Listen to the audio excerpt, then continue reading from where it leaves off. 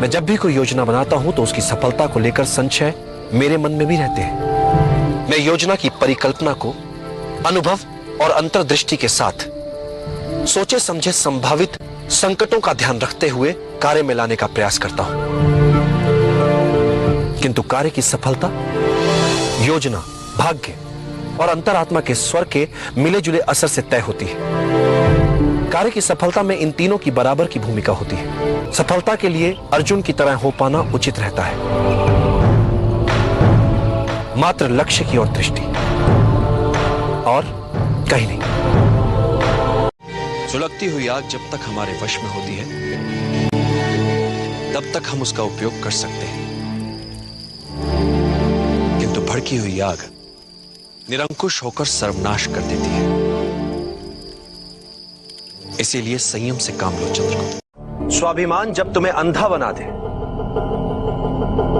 तो वो तुम्हारा सबसे बड़ा शत्रु बन जाता है।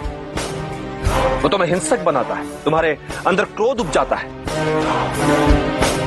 सबसे पहले हमें इस बात का ज्ञान होना आवश्यक है, और जब हम इस बात को जान लेते हैं तो हमें इसका उपयोगी अंग भी समझ लेना चाहिए, और वो ये है कि इस अभिमान का उपयोग अपने शत्रु के विरुद्ध करें।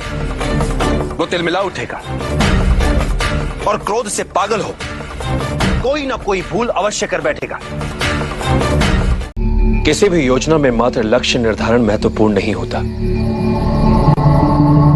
महत्वपूर्ण होता है वो प्रयास जिससे लक्ष्य प्राप्त किया जाता है। राजनीति का एक बड़ा सुंदर नियम है।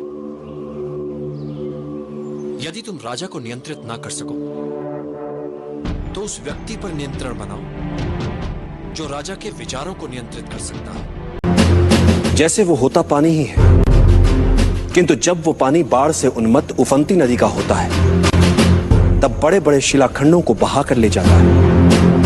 कारण उसकी गति। जब कोई गिद्ध अपने शिकार पर झपटता है तो उसे तोड़कर रख देता है। कारण गिद्ध की समय को लेकर परख। इसलिए समय की गति और उसकी शक्ति को समझना चाहिए। समय अपनी पूरी क्षमताओं और गति के साथ आप सबके विरुद्ध बढ़ रहा है। समय रहते इसे समझ लें, अन्यथा। इसलिए अब आपको क्या करना चाहिए और क्या नहीं करना चाहिए, इसका निर्णय आपको लेना है। कर्म तो भाग्य रूपी फल के लिए बीज मात्र होता है। हमने कर्म किया, बीज बोया,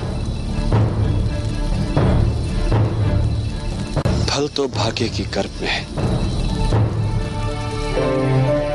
वो जब पकेगा तब नियति बनेगा। आचार्य चाणक्य सही कहते थे, किसी कार्य को सफलता से संपन्न करने के लिए तैयारी के साथ साथ साहस और तत्परता से उसे पूरा करने की दृढ़ इच्छा सफलता का मार्ग सरल बनाती है। जिसके लिए आवश्यक है योजना बनाने वाले पर भरोसा, क्योंकि उसी को पता होता है कहां जाना है, कैसे जाना है और कब जाना है।